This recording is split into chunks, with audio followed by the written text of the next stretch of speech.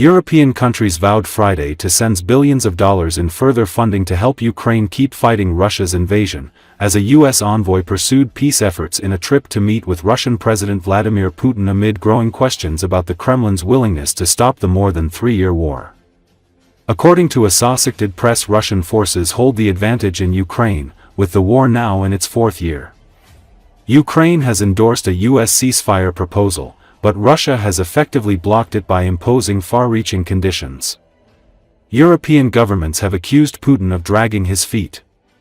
Russia has to get moving on the road to ending the war, U.S. President Donald Trump posted on social media. He said the war is terrible and senseless. In Russia, the Kremlin said Trump's envoy Steve Witkoff was meeting with Putin in St. Petersburg. Witkoff, who has been pressing the Kremlin to accept a truce, initially met with Putin envoy Kirill Dmitriev, footage released by Russian media showed. White House Press Secretary Caroline Leavitt said Witkoff during his visit to Russia was discussing efforts to end the war with Putin and other officials. This is another step in the negotiating process towards a ceasefire and an ultimate peace deal, she said. After chairing a meeting of Ukraine's Western backers in Brussels, British Defence Secretary John Healey said that new pledges of military aid totaled over €21 billion, a record boost in military funding for Ukraine, and we are also surging that support to the frontline fight. Healey gave no breakdown of that figure, and Ukraine has in the past complained that some countries repeat old offers at such pledging conferences or fail to deliver real arms and ammunition worth the money they promise. NATO Secretary-General Mark Rutte said last week that Ukraine's backers have provided around $21 billion so far in the first 3 months of this year. European Union Foreign Policy Chief Kaja Kallas said Friday that more than $26 billion have been committed. Ahead of the contact group meeting at NATO headquarters, Ukrainian Defense Minister Rustem Umerov said a key issue was strengthening his country's air defenses. Standing alongside Healey at the end of it, Umerov described the meeting as productive, effective and efficient, and said that it produced one of the largest packages of assistance Ukraine has received. "We're thankful to each nation that has provided this support," he said. Britain said that in a joint effort with Norway just over $580 million would be spent to provide hundreds of thousands of military drones, radar systems and anti-tank mines, as well as repair and maintenance contracts to keep Ukrainian armored vehicles on the battlefield. Ukrainian President Volodymyr Zelensky has renewed his appeals for more Patriot systems since 20 people were killed a week ago, including 9 children, when a Russian missile tore through apartment buildings and blasted a playground in his hometown.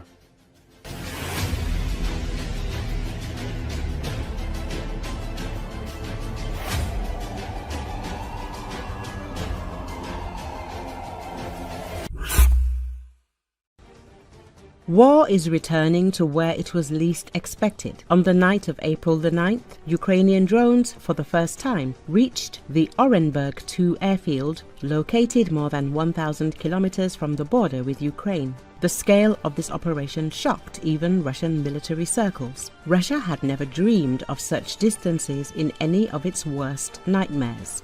According to local authorities and Russian media, the strike was carried out on the Orenburg II military airfield, where the 117th Military Transport Aviation Regiment and the 7th Engineering Airfield Battalion are based. It is from here that technical support is provided to military aviation, including aircraft involved in the logistics of the Russian army.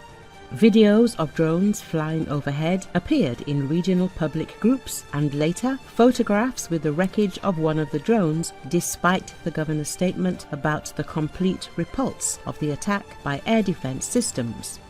Obviously, not all targets remained out of reach. The attack on Orenburg turned out to be part of a large-scale night operation by Ukrainian UAVs that covered more than a dozen Russian regions at once. According to official data from the Russian Defense Ministry, Russia was attacked by 160 Ukrainian drones over the course of 10 hours. The strikes were recorded in the Kursk, Belgorod, Voronezh, Penza, Saratov, Oryol and Nizhny Novgorod regions, as well as in the Stavropol territory, Krasnodar, annexed Crimea and North Ossetia. In the Saratov region, explosions were heard near a strategic aviation base. It is from there that Tu-95MS and Tu-160s strike Ukrainian cities. The area in the Penza region, where an arsenal of missile and artillery weapons is located, was also hit. Back in late March, Ukraine launched a powerful attack on the Shaikovka airfield, destroying a warehouse with Kh-22/32 missiles and their maintenance facilities. At the same time, the result was confirmed by satellite images. Today, we are not just talking about repeating the success, but about a fundamentally new level, overcoming thousands of kilometers, attacks on logistics and aviation hubs. This is already a new generation strategy.